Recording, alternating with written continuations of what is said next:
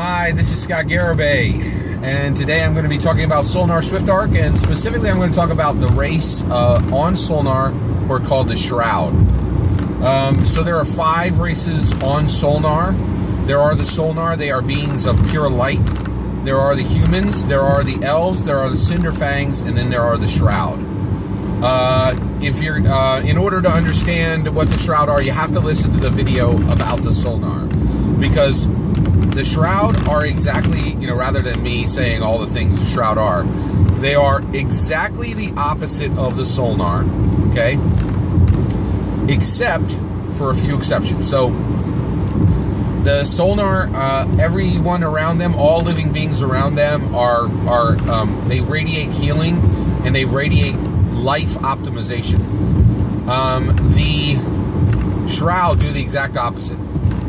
They actually radiate wounds, and they radiate de-optimization. They actually emit disease. They emit weakness and imperfections, right? And anyone around them loses hit points at a particular rate. Okay, so huge problem, right?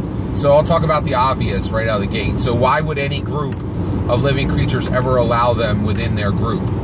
One, it is outrageously rare that Shrouds ever join groups, so it's very, very unusual.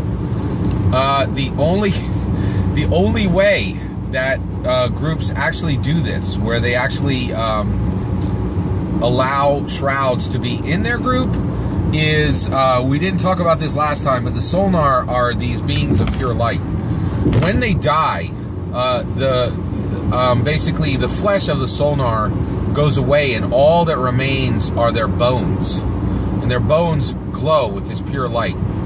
The bones of a Solnar are worth a fortune, and the reason why is they when they're made into tinctures, and even if they're made into talismans and things like that, they have all kinds of unusual properties that grant bonuses to living creatures. So their bones are incredibly valuable, right?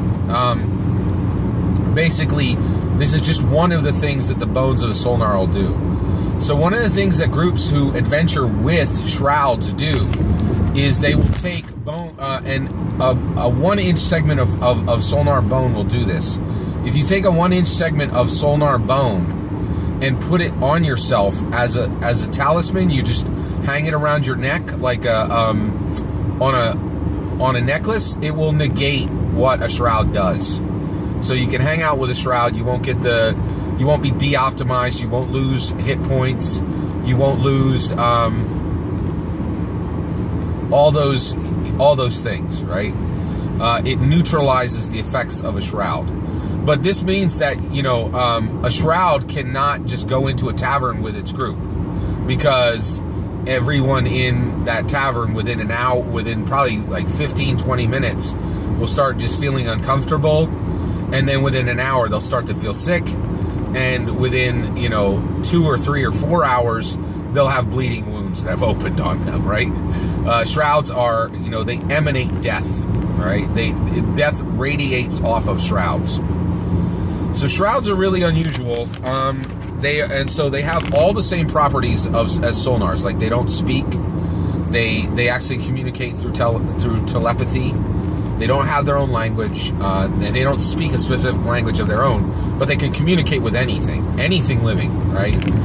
Including the Solnars. The Solnars and the Shrouds can speak to each other. So the other thing that I was just thinking about that. If they don't have their own native language and they just communicate telepathically with living creatures using the language that those other living creatures have already evolved, then it doesn't make sense that Solnar and Shroud could talk. Solnar and Shroud cannot talk to each other, right? Now, the one thing that they are like Solnar is they don't build anything and they don't consume anything, right? They don't make weapons, they don't make homes, they don't eat food, any of that. And it's not needed, right? The other thing that they're not like Solnar's on is they are... So the Solnar are motivated toward noble actions. The Shroud are not motivated to ignoble actions. They're not the opposite in that way. They're actually motivated to no action, right? So basically, they don't do anything. They don't have any passions. They're not drawn to anything. And a lot of times when Shrouds are found, they might be just standing in a field, right?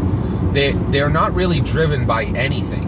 But okay, so they're not drawn to prey on the weak or anything like that because they don't need anything, right? So while all Solnar are drawn to noble action, all Shrouds are drawn to no action. Okay, and so then that answers the question of why do Shrouds join parties, right? Well, the one reason is they generally don't. So it's very rare for Solnar to befriend a human being and join their groups, right? It is becoming much less rare. The Solnar are actually starting to integrate and work with people more, okay? But only about 10, but for for Shrouds, you will only find a Shroud in a party 1 out of every 50 Solnar. So there are extremely few Shrouds who actually adventure with any parties, right? The reason that that parties would adventure with a Shroud is that one of the members of the party has convinced the Shroud to adventure with them, right? So, which is, it's kind of rare, but it does happen. And so one of the things that occurs is basically the Shrouds. A lot of the Shrouds are. Oh, sorry. Hold on. I'm driving my wife's car here. There's okay. Yeah. So they are usually doing their thing, and Shrouds are usually. So basically, the Solnar, that's another thing. The Solnar share they have a shared consciousness. A Solnar can't access all people's sorry. So a Solnar cannot access all people's boy, I'm having a rough time today. All right. So Solnars cannot access all people's. What am I trying to say? Apologize. All right.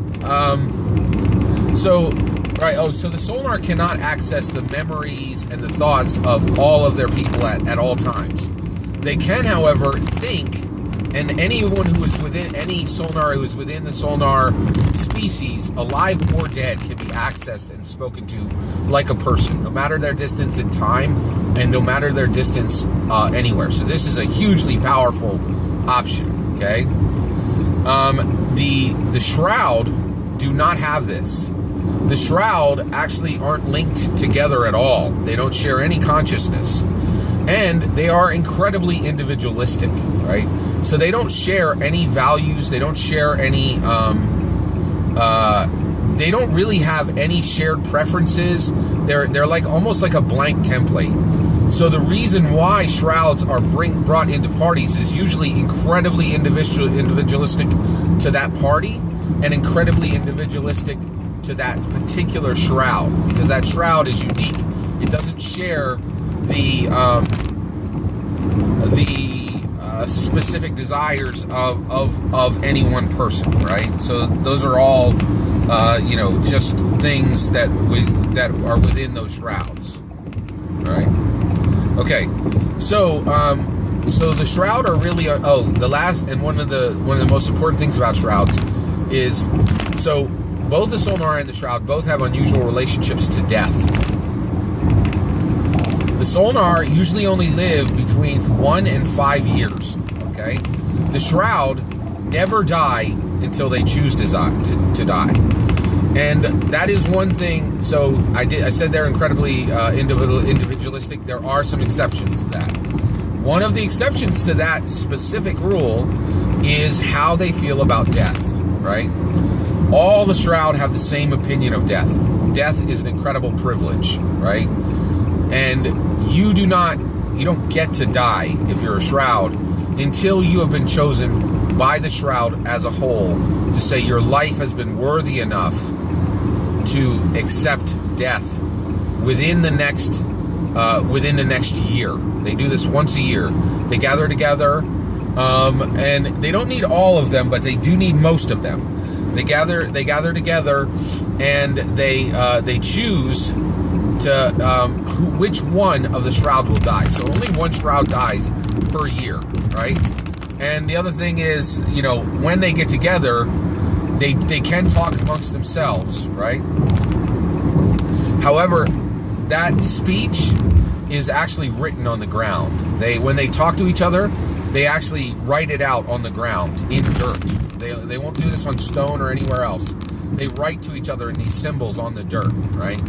Also, that's a major thing among the elves, the humans, and the Cinderfangs, is whenever writings are found of the Solnar, of the Shroud, talking to other Shrouds, is written down. No one has been able to figure out the language, but that's how they speak to each other. They actually write to each other, and they visually see it in the dirt. And it takes an incredibly long time, because one of them writes, and then all of them have to come and visually see it, right? So, and they walk in circles to see this visual thing that's on the ground. Very, very unusual people, right? And they choose which one of them can die that year. And then that Shroud actually, they can be killed even by just a dagger cut, right? But until then, the same way that Solnars are attacked, exactly the same thing happens for Shrouds, except it doesn't do any damage to them, and it goes the other way around. The damage that would have been dealt to the Shroud is actually dealt to the person who used the weapon against the Shroud, right? It's a magical effect.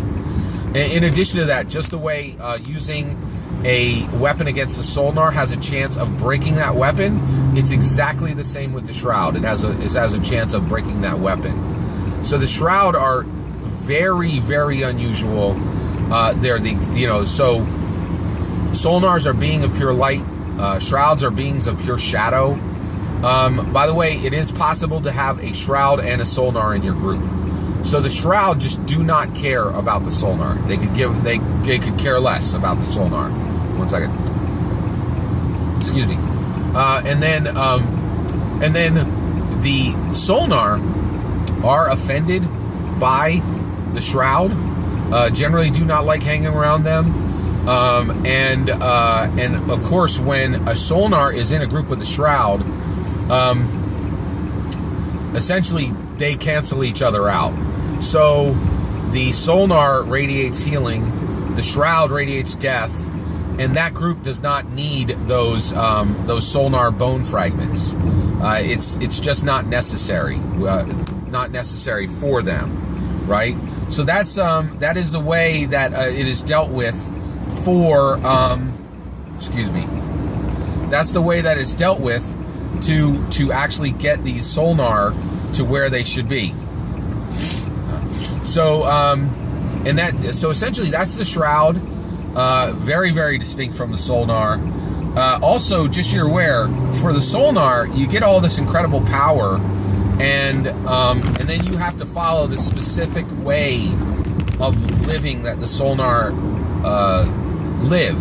You have to play. You have a lot of freedom in how Solnar and how Shrouds are played, because they're incredibly individualistic. One Shroud is very different from another, so you're not really bound by that. And then you have all these powerful powers. So how is that fair if you have a character that's more powerful than a human character, or a character who's more powerful than a Cinderfang, or more powerful than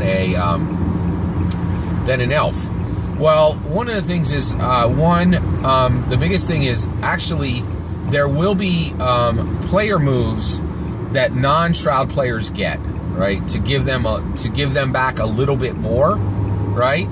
Although I will say at the end of the day, I think this is the way I'm going to head with Solnar Swift Arc. I am not highly concerned with balance, right? So, and the reason why is Solnar Swift Arc is being built for people who love story, and the fact is, Gandalf is not the same power level as Bilbo. You know, he's not, right? And so I feel like players can deal with this player. You know, this character is more powerful than another.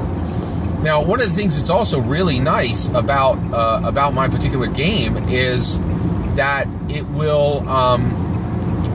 You're going to be playing 3, 5, 7 sessions. So if you play a Shroud in this game, right, and somebody's like, "Oh, my character isn't as powerful," that person has an opportunity to play a Shroud in the next 3, 5, 7 game, right? So, you know, I'm currently in a Dungeons and Dragons campaign that's going on for 2 years and probably has another year to go, right? Whereas in that same time, you could have run half a dozen Solnar campaigns, right? So having characters that are not completely equal in their power level is much more acceptable, and you can tell stories that actually look like real stories because you don't have this arbitrary need to make every character balanced. So I haven't landed on that fully, but I think that's where I'm heading, right? So that is the Shroud. Thank you very much.